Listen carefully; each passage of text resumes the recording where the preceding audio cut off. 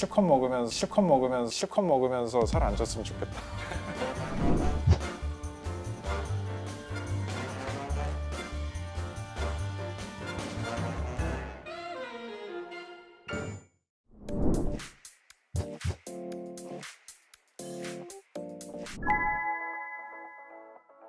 많이 먹고 맛있는 거 먹으려고 하는 게 인간의 본성인데 그게 쉽지가 않죠. 그렇죠. 저도 여러 번 해봤고 다들 해보셨잖아요. 예. 이게 뭐 시작은 쉬운데 오래 하는 게 힘들죠. 길어봤자 뭐 보통은 3개월 넘기기 힘듭니다. 적게 먹고 운동을 하라 그러면 약을 처방해 달라고 하시는 분들이 훨씬 많아요. 그냥 이렇게 이 약 먹으면 살 빠지는 거 없나요? 제 환자분 중에 재밌는 분도 있었어요. 뭐 우회수를 받고 싶다고 하신 분이 있는데 왜 그렇게 하고 싶냐 했더니 하시는 말씀이 제가 실컷 먹으면서 살 안 쪘으면 좋겠다. 수술을 하고 싶다. 그렇죠. 이게 너무 배고프고 네. 정말 고통스럽게 참으면서 하는 다이어트 정말 오래 하기 힘들거든요. 네. 그래서 이제 너무 배고프지는 않는데 쉽게 줄일 수 있는 게 뭐냐. 끼니를 줄이려고 하지 마시고 네. 먼저 또 단순당이 많이 들어있는 간식을 더 확 줄이거나 아예 끊어버리시면 훨씬 좋다 이거죠. 당이라고 하는 게 이제 여러 가지가 있는데 보통 원래 음식에 자연적으로 들어있는 그런 당 말고 보통 이제 설탕이나 시럽의 형태로 첨가한 당들이 있어요. 네. 최대한 적게 하시면은 비교적 쉽게 오래 할 수 있지 않나 그렇게 추천을 하고 싶습니다. 제가 이제 단순당 섭취를 먼저 이제 줄여보라고 하는 것은 네. 일단 하기가 쉽다 첫 번째. 네. 저녁 안 먹는 거 그렇죠. 다이어트 하시겠다고. 네. 근데 그게 되게 힘들어요. 그렇죠. 그러니까 그런 것보다는 간식 안 먹는 게 더 낫다. 그러니까 빈속에 먹는 중간중간에 먹는 간식 딱 다 끊어버리는 건 할만하다 이거죠. 그다음에 두 번째는 단순당을 먹으면 자꾸 식욕이 땡겨요. 더. 딴 거를 더 먹게 돼요. 우리 뇌 안에 쾌락중추 혹은 보상회로라고 하는 그런 부분이 있어요. 네. 단순당을 많이 먹으면은 자꾸 다음번에 또 먹고 싶고 그래서 이제 전체 먹는 칼로리가 이제 늘어나는 거죠. 그러니까 이거를 줄임으로써 전체 칼로리 더 줄이는데 조금 더 효과적이다. 단순당을 먹으면 혈당이 갑자기 순간적으로 확 올라갔다가 빨리 올랐다가 인슐린 분비가 확 되면서 혈당이 확 떨어지는데 그때 또 이제 음식이 땡기거든. 다이어트를 하려고 하면은 어떻게든지 이제 적게 먹어야 하는 게 가장 중요한데 네. 단순당을 많이 드시면은 이거는 정말 적게 먹기가 너무 힘들다. 그건 정말 의지로 참아야 하는 그런 단계가 되는 거죠. 자기가 먼저 당이 얼마나 먹는지를 알아야죠. 근데 이제 제품의 형태는 보통 우리나라에서 의무적으로 영양 정보를 표시하게 되어 있기 때문에 거기에 써져 있는 당 함유량을 보시고 판단하시면 될 것 같습니다.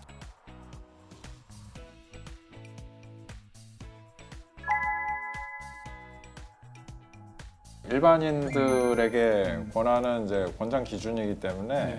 저거를 맞추면서 다이어트 하신다는 거는 말이 정말 안 이제 되죠. 그렇죠. 먹을 거 다 먹고 빠지길 바란다. 100g이 권장량이라고 하면은 20g. 쉽게 20g으로 생각을 하시고 해보시는 게 좋죠. 그래서 20g 넘어버리면 이거는 다이어트 하기 힘듭니다. 저 당이라고 표시된 게 5g 이하인 거를 이제 선택을 하시는 게 그나마 좀 당을 줄일 수 있는 방법이. 거의 없는 거 찾으셔야 20g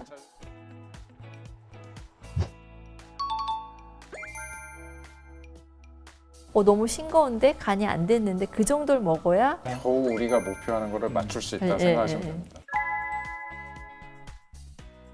그러니까 저기도 보게 되면 왜 커피인데 나트륨이 저렇게 많이 저도 들어있지? 궁금했어요. 이런 생각이 들잖아요. 근데 실제로 저희가 이렇게 단 뭐 그 음료수 생각하면 콜라를 생각하는데 그렇죠. 콜라에도 나트륨이 그런 들어있어요. 겁니다. 단 맛을 이렇게 더 잘 느끼게 해주는 게 나트륨이거든요. 나트륨하고 당을 같이 먹으면 이 단맛을 더 강하게 느끼게 하니까 다음에 더 먹고 싶어지는 거죠. 다이어트를 하시려고 하면은 가급적 그렇게 이제 음식을 끼니를 때우는 식의 식사 이거는 그냥 아예 안 하시는 게 좋고 끼니의 대체식을 하는 경우가 어떤 경우는 칼로리가 더 많기도 하고 단순당 함유量훨씬 더 그렇죠. 많아요. 거기에 있는 단순당 때문에 더 음식이 땡겨서 더 먹을 수 있고 결국은 다이어트에 실패하거든요. 카라멜 마끼아토나 이런 거 보면 300-400칼로리가 되거든요. 아. 그러니까 막상 제가 밥은 줄였지만 밥보다 더한 칼로리를 먹고 있는 거죠. 나는 밥은 별로 안 먹는데 살이 안 빠져 이렇게 이야기를 하기 쉬운 거예요. 당만 줄여서 나타나는 효과라고 하면 아까 이제 기준을 100g이라고 따졌을 때 20g으로 제한한다면 80g을 줄인 거죠. 그렇죠, 그렇죠. 80g이면은 우리가 이제 보통 당 같은 경우에 1g이 한 보통 4kg 가까이 이제 열량을 낸다고 소만. 보거든요. 그러면 뭐 80g에 이제 4칼로리 하면 320칼로리 소모하는 건데 네. 320칼로리를 하면은 그걸 운동으로 하려면 얼마나 해야 돼요? 320이면은 걷기로는 한 1시간 10분, 달리기로는 한 4, 50분 정도 달려야 되거든요. 그렇게 하루에 40분 따지면 달리지 않고도 살이 그만큼 그렇죠. 빠지는 거죠. 이게 차이가 꽤 있는 거예요, 이게. 체지방량 1kg을 감량시키려면 7,700칼로리를 소모해야 되거든요. 7,700칼로리. 네. 근데 320칼로리를 소모했다면 7,700칼로리를 소모하기 위해서는 20일 정도 해야 되는 거죠. 3주 걸리는 건데 3주에 1kg 빠지면 굉장히 좋은 거예요. 체지방 1kg 네. 빠지면. 그렇죠. 예, 운동도 하지 않고 다른 측면으로 생각해 보실 필요는 있어요. 단순당을 줄임으로써 직접적인 칼로리를 억제하는 거를 떠나서 이제 부가적으로 예. 전체 칼로리를 더 줄이는데 조금 더 효과적이다. 연쇄적인 효과를 그렇죠. 다 볼 수 있다는 거죠. 네, 부가적인 효과도 상당히 크다. 네. 그러니까 저희가 만일 뭐 일주일에 1kg를 빼겠다라고 목표를 했으면 7,700칼로리를 소모하는데 걷기를 하려면 매일 운동을 해도 하루에 5시간 반, 그다음에 달리기를 하면 매일 2시간에서 2시간 반 정도 달려야 되거든요. 예. 그렇게는 너무 힘들잖아요. 그러니까 제 생각에는 다이어트로 한 500칼로리 정도의 감소를 시키고 운동으로 이제 500칼로리. 그래서 하루에 1000칼로리를 줄인다라고 생각을 하면 먹는 것도 이제 너무 많이 줄이지 않아서 고통스럽지 않고 운동도 너무 오랜 시간 하는 건 아니니까 그래도 어느 정도 좀 실현 가능하지 않을까 이 생각합니다. 정도면 일주일에 체지방 1kg 빼죠. 예, 예, 그렇게 아, 가능하죠. 멋있는데요, 그러면? 네, 근데 그럼 이제 한 달에 4kg 빼는 거예요. 안녕하세요.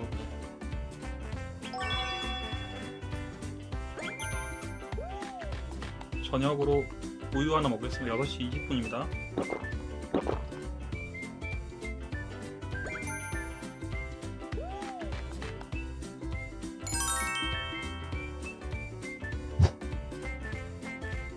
지금 밥은 한 공기가 조금 못되게 담았고, 그리고 멸치 약간 하고, 삶은 고기인데 한 2-3점, 3-4점 정도 먹고 오늘 식사를 마칠 것 같습니다.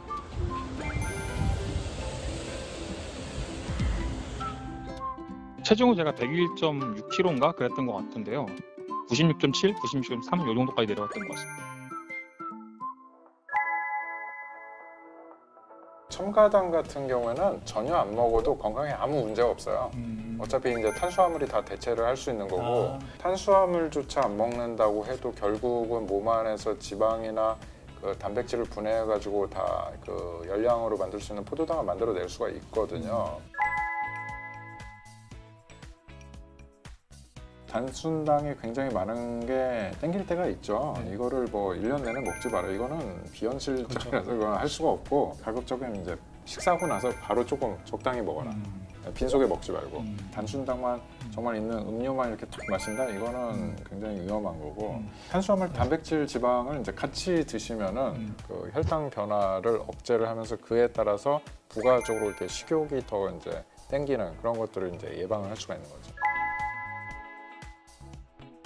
적당한 속도가 이제 딱 정해져 있지는 않은데 대부분의 사람에 있어서 한 달에 2-3kg 정도 빼는 속도가 가장 적정하다고 보고 있어요. 그게 무리가 안 가고 그게 순수하게 체지방이면 더욱 좋다. 고령이신 분들은 절대 빨리 빼시면 안 돼요. 빨리 빼면은 이게 이제 체지방만 빼는 건 굉장히 힘들어요. 근육도 빠지고 심지어 속도가 굉장히 빠르면 뼈까지 빠져요. 근감소, 골감소가 오려고 다이어트 하는 게 아니거든요. 그렇죠. 이제 나이 드신 경우 또 문제가 이게 얼굴이 늙어 보여요. 보통은 이제 단백질 섭취가 충분하고 활동량이 어느 정도 되면은 근육량 감소가 그렇게 거의 없거나 오히려 느는 경우도 있어요. 운동 강도에 따라서. 이게 강도가 굉장히 또 중요한 것 같아요. 그러니까 유산소 운동을 하실 때도 제가 이제 추천하는 강도는 운동할 때 좀 상당히 힘들다는 느낌은 나야 하고 운동을 한다고 했을 때 옆 사람하고 얘기가 쉬우면 이건 안 돼요. 겨우 돼야 되는 정도 이제 강도가 좋고, 그리고 운동을 하고 나서 등이나 엉덩이에 있는 근육들 같이 커다란 근육이 약간 쑤시는 느낌. 그런 데가 살짝 쑤시는 느낌 정도는 나는 게 다이어트에 가장 좋은 운동은 에너지 소모를 많이 하는 운동이에요. 네. 그래서 에너지 소모를 많이 하려면 저희가 에너지 면에서는 산소를 소비해야지 에너지를 많이 소비하게 네, 되거든요. 그래서 유산소 운동이 가장 좋다고 말씀을 드릴 수 있어요. 걷기. 달리기, 걷기, 예, 뭐 수영. 댄스, 수영 뭐 이런 것들이 이제 포함이 되는데 저희가 막상 센터에 운동하러 가면 저항 운동 많이 근육 운동 시키잖아요. 많이 예, 근육 운동 많이 하는데 그게 왜 그러냐? 우리가 이렇게 가만히 있을 때에도 에너지를 소비해야 되는데 그러려면 근육이 많아야 되거든요. 평소에 운동을 통해 가지고 근육량을 좀 많이 만들어 놓으면 몸의 체형이나 이런 것들도 예, 좋아질 수 있고 또 대사량도 이제 높일 수 있거든요. 그래서 이 유산소하고 근육 운동을 적절히 좀 조화를 해서 예, 하시면 좋을 것 같습니다.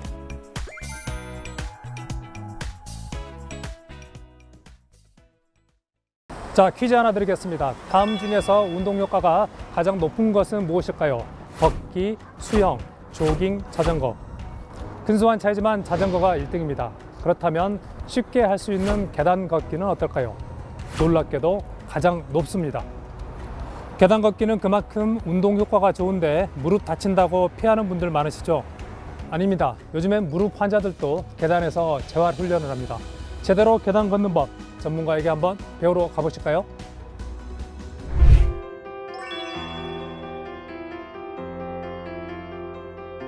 안녕하십니까 교수님. 안녕하세요. 또 뵙겠습니다. 반갑습니다. 제가 이제 계단 오르기 이번에 준비하면서 네. 자세의 핵심적인 내용 뭐가 될까요? 올라갈 때 예.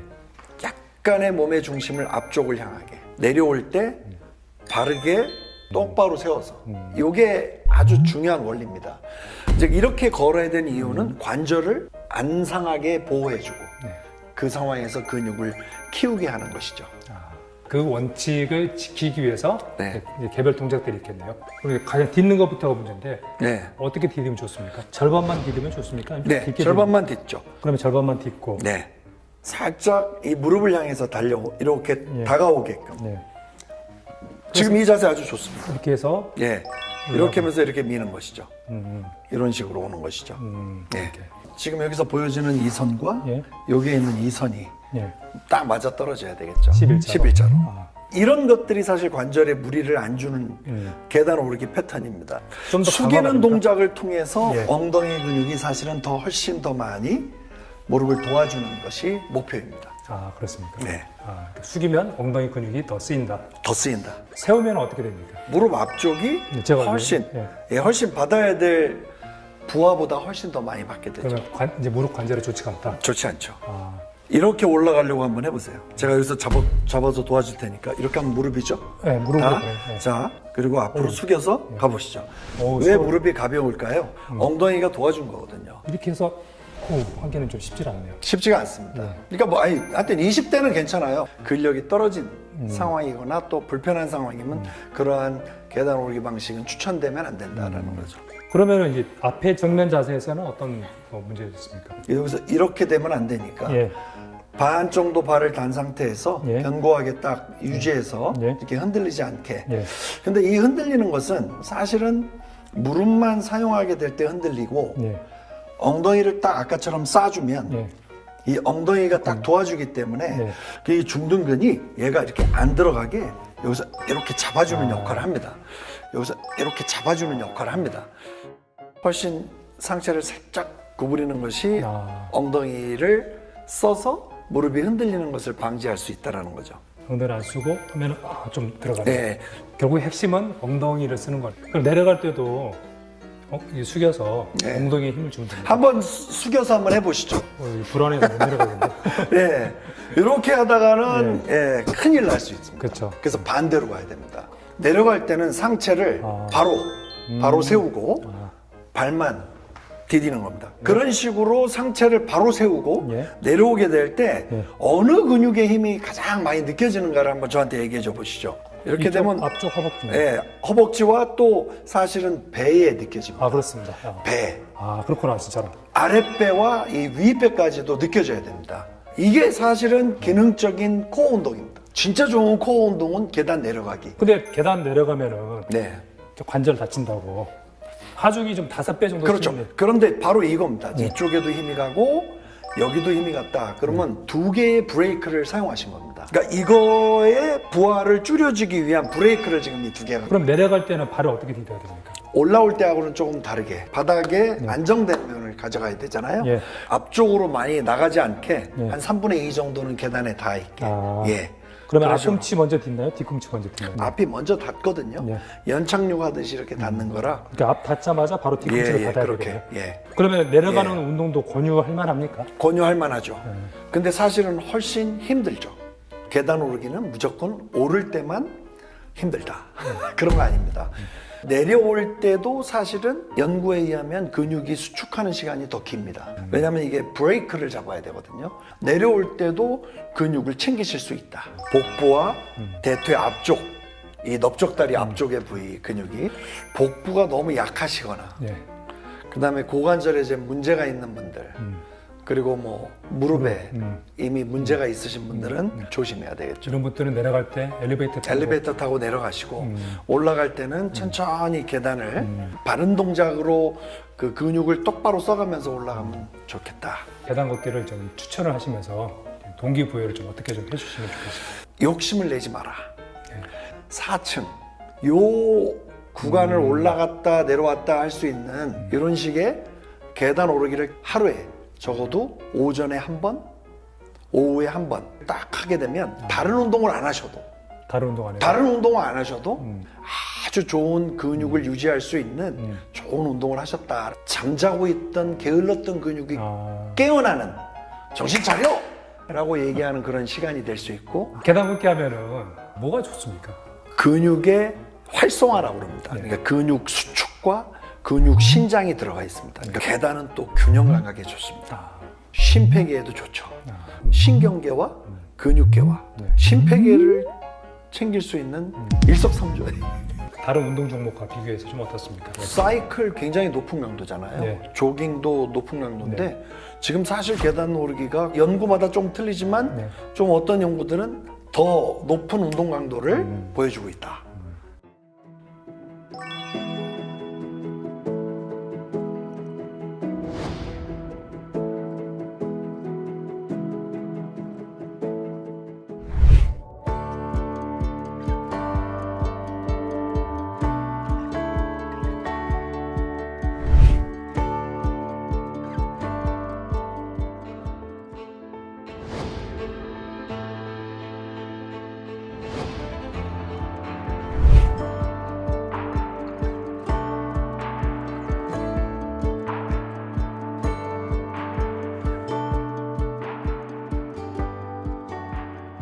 어떤 인대 손상이나 연골판 손상 때문에 수술을 하신 분들한테도 상황에 따라서는 계단 오르내리는 것을 추천을 합니다.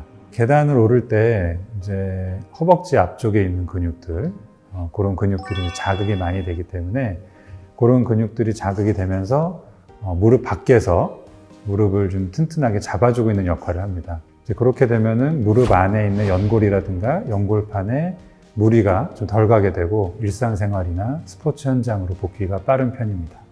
좀 계단으로 재활하는 건 좀 처음이어가지고 좀 처음에는 당황을 했는데 막상 해보니까 확실히 잡아주는 게 근력적으로도 빨리 올라왔고 근력으로 좀 버티는 게 좀 많다 보니까 좀 괜찮았던 것 같아요. 이제 보통 그 심하지 않은 단계의 무릎 퇴행성 관절염 환자인 경우에도 이제 계단 오르는 게 좋습니다. 환자분이 무릎이 아픈 경우에는 허벅지 근육을 주로 쓰는 것보다는 엉덩이 근육 쪽을 더 쓰면서 계단을 오르면 도움이 많이 됩니다. 허리 환자인 경우에도 계단 걷기가 좋습니다. 척추관 협착증 환자인 경우에는 계단 걷기를 하면은 우리 상체가 조금은 이렇게 앞으로 좀 숙여지게 되거든요. 척추관 협착증 환자에서 약간 숙여진 자세는 뒤쪽에 공간을 좀 넓히면서 신경이 눌리는 그 압력을 좀 줄일 수가 있고요. 또 엉덩이 근육을 튼튼하게 하면서 계단을 오르는 방법을 쓴다면은 엉덩이 근육과 또 척추 옆에 있는 척추 기립근을 자극을 주고 강화를 시킬 수가 있기 때문에 장기적으로 봤을 때는 이제 척추의 고든 척추를 유지할 수 있게 도움이 됩니다. 디스크 환자인 경우에는 이제 주로 젊은 연령대들이 많은데요. 몸을 약간 숙이는 것보다는 조금 이제 꼿꼿하게 핀다는 생각으로 하시는 게 좋습니다. 허리 근육이나 엉덩이 근육을 강화해서 근육이 잡고 있는 뼈 부분에 안정성을 좋게 해주고 이제 그런 걸로 인해서 뒤로 나가는 수액에 이제 탈출되는 정도라든가 그런 거를 좀 완화시킬 수가 있습니다.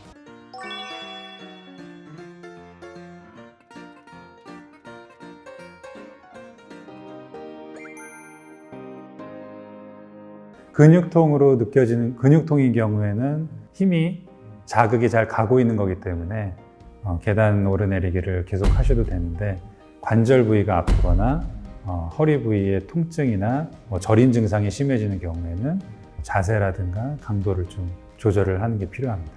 저도 이제 옛날에는 계단 보면은 이제 귀찮고 또 불편하고 힘든 걸로만 생각을 해서 피했던 경우가 많습니다. 근데 정형외과 의사하고 또 근골격계 공부를 하면서 계단 오르기만큼 안전하고 접근성이 좋고 또 비용도 안 들면서 몸에 있는 허벅지 근육과 또 엉덩이 근육을 골고루 키울 수 있는 운동이 별로 없는 것 같습니다. 계단 오르기를 통해서 성취감과 일상의 에너지를 얻어가시길 바라겠습니다.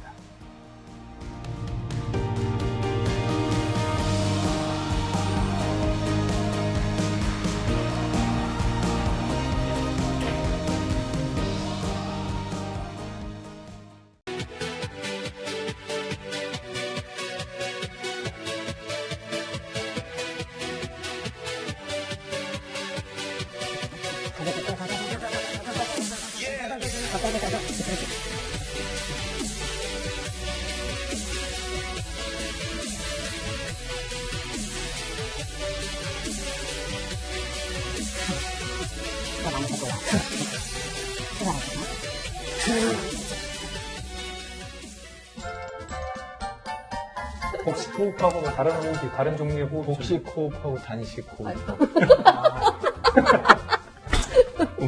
죄송합니다. 아직 얘기는 정말. 단식은 혼자 하는 거고 복식은 둘이서 같이 하는 겁니다. 그러니까 복식 호흡은 배로 호흡하는 거고 네네. 다른 종류가 흉식 호흡이죠. 흉식 호흡. 네, 네. 가슴으로 하는 하는 거. 네. 그러면은 흉식 호흡이 좋나요? 복식 호흡이 좋나요? 복식 호흡이 더 좋죠. 왜요? 복식 호흡은 저희가 공기를 끝까지 이제 들여 마시는 그런 형태이기 때문에 산소도 훨씬 많이 들어와서 저희가 더 많은 에너지도 소비할 수 있고 또 산소를 많이 들여 마시니까 아무래도 우리 몸의 뭐 면역력이나 여러 가지 이제 뭐 도와주는데 훨씬 도움이 됩니다. 흉식 호흡은 저희가 그 가슴만을 사용을 하기 때문에 공기를 많이 들여 마시지를 못해요. 네, 그리고 많이 내뱉지 못해서 들어오는 공기량이 적으니까 에너지 소비량도 작아지게 되고 또 가슴을 이제 들어올리는 호흡을 하게 되니까 어깨가 같이 이제 올라가게 되거든요. 그래서 이제 뭐 어깨도 아프고 약간 등도 이제 굽게 되는 그런 형태를 나타내게 되고요. 이제 아무래도 그 흉식 호흡을 하는 분들이 뭐 여러 가지가 있는데요. 보통은 거북목을 가진 분들이 많고, 그다음에 라운드 숄더, 그다음에 등이 이렇게 말려 있는 흉추 후만이라고 하거든요. 라운드 숄더가 뭔가요? 라운드 숄더는 이 양쪽 어깨가 몸통보다 앞으로 이렇게 말려 있는 걸 라운드 숄더. 사무직들이 말하는 거. 그렇죠. 이렇게 이렇게 컴퓨터를 하고 뭐 핸드폰을 보고 그다음에 책을 보면서 생기는 것들인데요. 이렇게 되면 흉곽 자체가 작아지거든요. 안으로 말리기 때문에. 그래서 호흡을 하면 이 공간을 지금 이 갈비뼈가 이렇게 눌러놨기 때문에 움직일 수 있는 공간이 위밖에는 없거든요. 그러면 이제 이 어깨 위쪽으로 호흡을 하게 되니까 이걸 이제 그래서 이렇게 호흡을 하면서 이제 이게 흉식 호흡이 되는 거죠. 그래서 자세가 좋지 못한 분들이 흉식 호흡을 가진 분들이 굉장히 많거든요. 근데 그 실제로 그 들이마시는 공기량 차이가 좀 있나요? 공기량의 차이가 있을 것 같습니다. 그 실험을 한번 해볼까요? 네. 좋을 것 같습니다.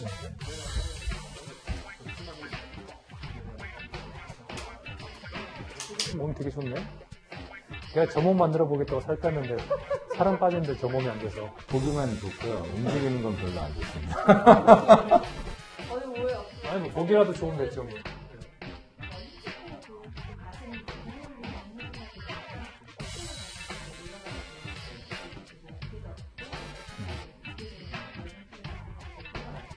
한 번에 끝날 뭐 해야 될지 모르겠네요.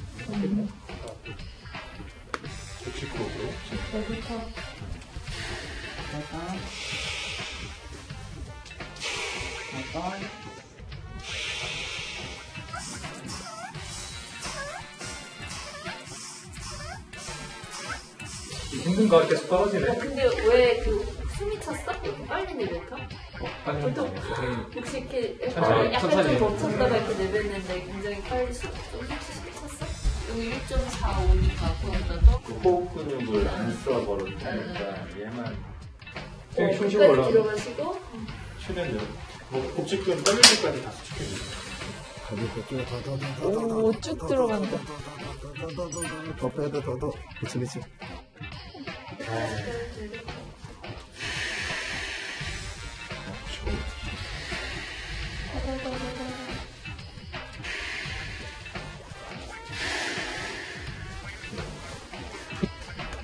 오 3.1 늘었어. 3.11이요. 왜냐면 흉식으로 하게 되면 호흡이 좀 빠르잖아요. 빠르니까 공기가 끝까지 들어오지 못하고 끝까지 내뱉지 못하니까 들어오는 양이 줄게 되거든요. 근데 복식 호흡을 하게 되면 끝까지 들여마시고 끝까지 내뱉게 되니까 들어오는 공기량이 더 많아지는 거죠. 그리고 근육 크기 자체도 복부에 있는 근육들의 이 길이가 훨씬 길고 운동이 크니까요. 많이 담을 수 있고 오래 길게 담을 수 있고. 복근이 좀 세게 돼요? 자극이 많이 되는 것 같아요? 가져가는 것보다. 근데 왜 복식 호흡을 하면 되지? 왜 우리는 흉식 호흡을 하게 됩니까? 이제 태어나면서는 거의 100% 복식 호흡을 하다. 그래서 아이가 누워서, 그러니까 어린이나 깐난 아이가 누워있을 때 이렇게 복부가 올라갔다 내려갔다 하잖아요. 이게 딱 복식 호흡을 하는 거거든요. 근데 이제 좋지 못한 자세 또는 이제 긴장되는 상황 이런 것 때문에 이 어깨 위쪽이 사용되면서 복식 호흡이 전체적으로 흉식 호흡으로 바뀌어가거든요. 그래서 지금 말씀하신 것처럼 호흡이 얕아지고 빨라지고 이렇게 돼요. 사는 게 힘들어서 흉식 호흡을 한다는 거예요. 그렇다고 그렇죠. 네, 맞아요. 저희가 보통 화나면 호흡이 얕아지고 그렇죠. 거칠어지듯이 긴장을 많이 하고 스트레스 많이 받게 되면 그 얕은 호흡을 많이 하게 되는 거죠. 저기 이제 복식 호흡하고 이제 흉식 호흡 관련해서 네, 네. 나이가 들수록 흉식 호흡을 많이 호흡이 짧아지게 되죠. 나이가 들게 되면. 그래요? 그 나이가 들게 되면 이제 기도가 좁아지게 돼요. 그 기도 내부에 이제 석회화가 된다라고 하는데 그 딱딱하게 이제 칼슘 같은 것들이 쌓여서 탄력성이 줄어들게 되는데 그러면 공기가 이제 지나가는 통로가 좁아지게 되니까 많이 들여마시지도 못하고 많이 내뱉지도 못하게 되는 거죠. 네, 또 이제 흉곽에도 저희가 호흡을 많이 들여마시기 위해서는 이렇게 폐를 크게 확장을 해야 되는데 이런 이제 탄성섬유도 나이가 들면 줄어들게 돼요. 그래서 결국은 들어오는 공기하고 나가는 호흡량이 줄어들게 되니까 자꾸 이제 얕은 호흡을 하게 되고 이렇게 어깨를 이제 올리게 되는 그런 호흡을 하게 됐습니다. 나이가 들수록 호흡량이 줄어드는 거예요. 네, 맞아요. 언제부터 좀 줄어들기 시작해요? 그건 뭐 이제 개인마다 차이가 있는데 보통 뭐 40세 이후부터는 꾸준히 계속 줄어든다고 보셔야 됩니다. 그러면은 복식 호흡을 해야 되는 게 정답인 거잖아요. 네. 복식 호흡을 하게 되면 호흡과 관련된 흡기근, 그러니까 들여 마실 때 도움을 주는 근육을 강화시킬 수 있다라고 이야기를 해요. 그래서 나이가 들수록 이 복식 호흡을 통해서 호흡을 들여 마시는 근육들을 강화를 시켜 놓으면 아무래도 폐의 탄성이나 이런 것들이 좀 감소가 되는 게 늦어지게 되겠죠.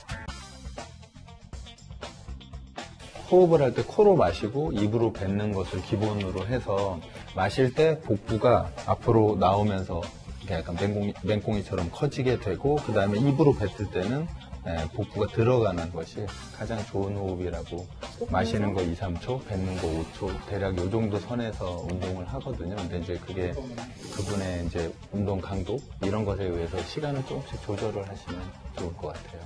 일상생활에서 시간 내서 운동하기 쉽지 않지 않습니까? 그런데 뭐 출퇴근길이라든지 사무실에서 간단히 할 수 있는 방법이 좀 있습니까? 네, 우선 사무실에서 이제 아무래도 생활을 많이 하시다 보니까 의자에 앉은 상태에서 이제 올바른 자세를 잡는 게 중요한데요. 그 올바른 자세를 잡을 때 제일 중요한 거는 이 정수리가 내 몸에서 가장 높이 올라가는 동작을 만들게 되면 이 척추뼈들이 전부 쭉 서게 돼서 이게 이제 올바른 자세가 되고요. 그 상태에서 복식 호흡을 하게 되면 좋은 자세와 복부의 근육까지 얻을 수 있고요. 버스에 서서 마찬가지로 머리를 이제 그죠, 위에 그죠. 천장으로 잡아당겨준다는 느낌으로 허리를 펴고 서 있게 되면은 이 코어 근육이 같이 이제 수축이 되면서 자세도 잡아줄 수 있고 또 거기에서 이제 복식 호흡을 하시면 좋을 것 같아요. 저는 근데 걸을 때에도 이 코어가 근육이 잡히지 않으면 거의 그때 이렇게 몸이 흔들리게 되거든요. 그래서 내가 이제 걷거나 뭐 어떤 이렇게 움직임이 있을 때 몸이 많이 흔들린다면 이 코어가 약해져 있구나, 내가 자세가 흐트러져 있구나 이렇게 느끼시고 그때 한 번 더 이제 자세를 바로 잡아주고 호흡을 하려고 하시면 좀 많이 도움이 되지 않을까 싶습니다. 누워서도 할 수 있나요? 복식 호흡은? 그래서 누워있는 것보다는 사실은 앉아서 하는 게 운동 강도는 조금 더 세지거든요. 보통은 입문 과정에서 누워서 그래서 많이 하거든요. 처음 배울 때. 이게 잘 안 되면. 그 느낌을 잘 모르니까 이렇게 바닥을 누르는 그쵸, 듯한 그런 느낌으로 하게 되면 그러니까 배를 누른다는 느낌을 처음에 하시는 분들은 잘 모르시잖아요. 그래서 이 등으로 바닥을 민다라는 생각을 가지고 밀라고 하면 배가 같이 이렇게 들어가면서 호흡 훈련을 할 수가 있는 거죠. 가장 처음에 운동한 사람 같은 경우에 호흡을 잘 모르겠거든. 누워서 하면은 이거구나라고 감을 잡을 수 있다는 거죠. 그렇죠. 그래서 누워서 하고 되면 앉고 그다음에 일어서고 이런 순서로 하는 게 운동의 그 진행 과정이라고 보시면 돼요. 근데 운동을 건강하게 하고 내 몸을 건강하게 만들려면 호흡법을 먼저 알고 운동을 해야 된다는 거죠. 저 오늘 호흡과 관련된 얘기 너무 많이 해서 계속 배에 힘주고 있는다고 너무 힘든 것 같아요. 그러니까 복식호흡 얘기했는데 앞으로 가도 안 되고 배가 나와 있으면 안 될 것 같아가지고 힘주고 있으려니까 나중에 여기 막 핏대 다 써서 나오는 거 아니야? 알면 고치고 이해하면 즐겁다. 건강 알고리즘. 이번에 잘 맞았습니다. 고생하셨습니다. 고생하셨습니다. 고생하셨습니다.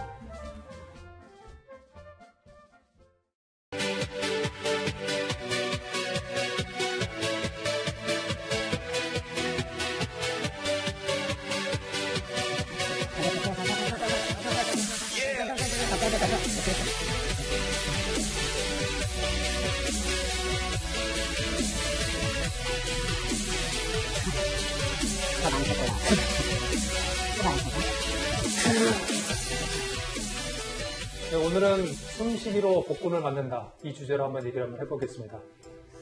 김 교수님, 네. 숨쉬기로 복근을 만들 수 있습니까? 그럼요. 엄청난 운동이 되고요. 이제 특히 뭐 허리 건강이 안 좋거나 그다음에 이제 복부에 근력이 떨어지시는 분들이 호흡이 좋지 않거든요.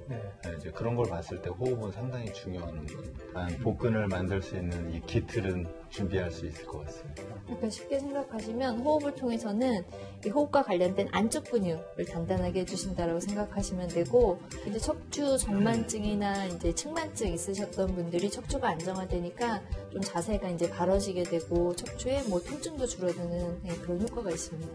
근력이 약해지면 그 내장기관을 담고 있는 이 그릇들이 이렇게 벌어지게 되니까요. 이 호흡을 통해서 안으로 닫히게 해주는 그런 역할을 하십니다. 숨 쉬는 것만으로도 근육이 좀 쓰이는 거잖아요, 그렇죠? 어느 정도 좀 쓰이는 겁니까? 들어오는 공기량이 많다는 건 특히 코어를 중심으로 하고 있는 근육들이 많이 움직일 수 있다는 조건이 되는 거니까요.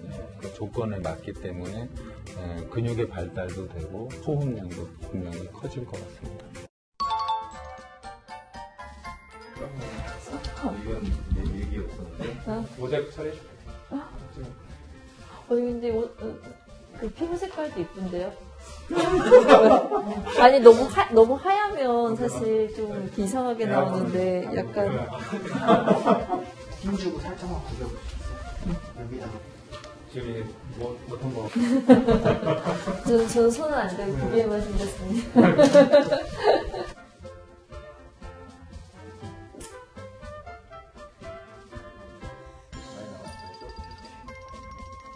지금 왼쪽 복부 근육이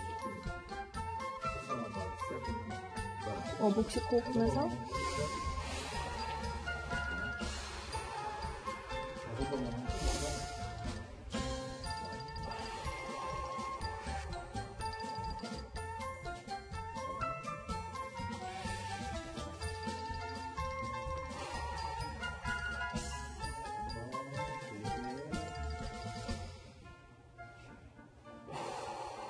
그러니까 이건 네. 진짜 근육이 엄청나게 네. 보이네요. 네, 네. 네. 그러면은 기호흡 자체가 좀 세게 할 경우에 복근에 상당한 자극이 된다. 자극이 네. 줄 수 있다. 네, 맞습니다. 이 허리 주변에 있는 근육이 강화되면서 조금 그 쉐이빙이 조금 좋아질 수 있는 허리의 잘록함. 네. 옆구리가 잘록해지는지 그쵸. 네, 네. 배가 좀 들어간다면 네, 네, 맞습니다. 기본적인 수준에서의 네. 복근은 좀 강화될 수 있다. 네, 네. 그래서 아무래도 이렇게 그 복부를 이렇게 조여주는 이런 동작을 통해서 그 호흡이나 코어의 기본적인 동작이 만들어지면 일상생활이나 아니면 고강도 트레이닝에서도 허리를 안전하게 보호하고 또 강화될 수 있는 그런 환경이 조성되는 거거든요. 이게 조성되지 않은 상태에서 강도 높은 트레이닝을 하거나 아니면 뭐 무거운 물건을 든다면 허리의 안정화가 되지 않은 상태이기 때문에 부상의 위험은 상당히 높아지는 거죠. 그러면은 본격적으로 초콜릿 복부를 만들어야 되는데 네네. 그럼 다른 운동하고 좀 병행을 해야 되는 겁니다. 저희가 이야기하는 초콜릿 근육은 바깥쪽 근육이거든요. 이건 이제 따로 운동을 하셔야. 일반 그 코어 운동 플러스 호흡을 해버리면 두 가지를 다 얻을 수가 있고 일반적으로 제일 많이 하는 게 이제 크런치류, 그 다음에 이제 그 플랭크라고 해서 그 엎드려서 버티는 그런 운동들인데요. 이제 거기에 호흡을 마시고 뱉는 거를 같이 병행하게 되면 운동의 강도도 높아지고 효과도 높아지게 되니까요. 혹시 호흡을 하면서 운동을 했을 때 운동 효과가 얼마나 좀 차이가 나는지 한번 실험을 한번 해볼까요? 지금 이제 이 자세를 뭐라고 하죠? 크런치? 그것도 윗몸 일으키기의 류인데요. 아무래도 이제 윗몸 일으키기가 요추에 부담을 많이 준다고 하거든요. 대략 뭐 반 정도? 요 정도 각이 운동하기 가장 적절한 위치다라고. 네. 배트에서 올라가고 내려올 때 약간 다시 마시면 되고. 호흡을 할 때 코로 마시고 입으로 보통 저는 한 마시는 거 2, 3초, 뱉는 거 5초, 대략 요 정도 선에서 운동을 하거든요. 초보자들이 5초를 내뱉게 되면 공기량이 부족할 수 있거든요. 그만큼 못 마시기 때문에. 그래서 처음엔 한 2, 3초 정도 내뱉고 자연스럽다, 공기가 부족하지 않다라고 느껴지면 좀 시간을 늘려가시는 게 좋을 것 같습니다.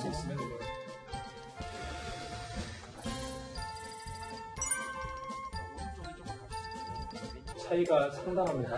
저희가 생각했던 거 이상으로 나왔는데 어느 정도 좀 예상하셨나요?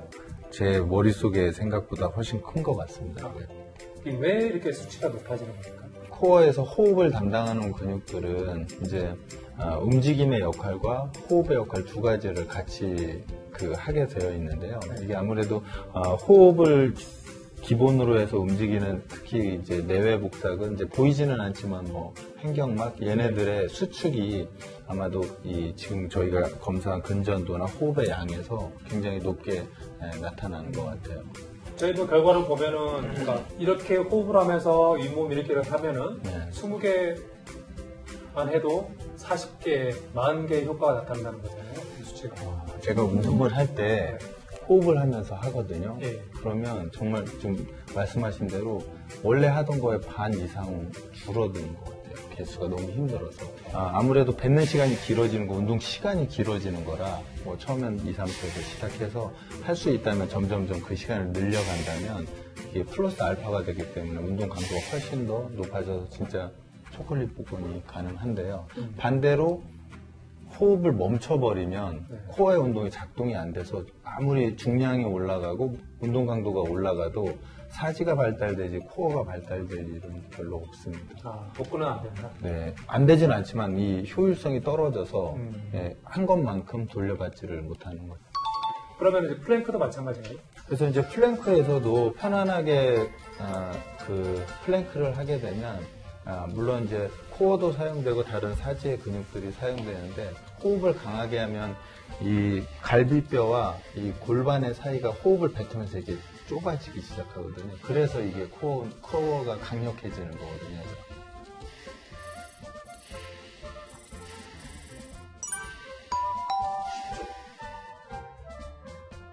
호흡을 뱉게 되면 이 골반과 이 늑골의 사이가 좁아지게 되면서 그래서 원래 이렇게 벌려졌던 게 호흡을 뱉으면 닫혀지면서 호흡 운동이 생겨요. 좋아지죠. 그렇죠, 그렇죠. 그래서 호흡을 뱉어야 되는 거거든요. 그래서 이렇게 수치가 이렇게 네, 차이가 네, 나요. 네.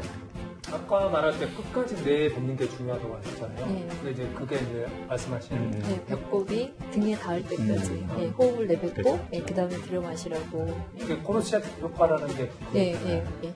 내 뱉을 때 강하게 수축을 하니까 네. 마치 코르셋으로 네, 좋아지는 것 같은 그런 효과. 뇌를 어지럽게 느끼는 게 아까 말한 그러니까 많이 내뱉은데 그만큼 산소를 못 받아들였기 때문에 저희가 어지럽다라고 느끼는 거거든요. 이 호흡과 관련된 근육들이 그만큼 단련이 되지 않았기 때문에 내뱉었으면 그만큼 받아들여줘야 되는데 그만큼 받아들이지 못하는 거예요. 그래서 익숙해질 때까지는 조금 그러면 시간을 짧게 했다가 이제 충분하다라고 하면 시간을 조금 더 늘려주는 방법이 좋을 것 같습니다. 네. 호흡이 운동의 시작이다라는. 호흡을 시작하면은 운동을 시작하는 것이다. 그렇죠. 네. 알면 고치고 이해하면 즐겁다. 건강 알고리즘. 고생하셨습니다. 더 많이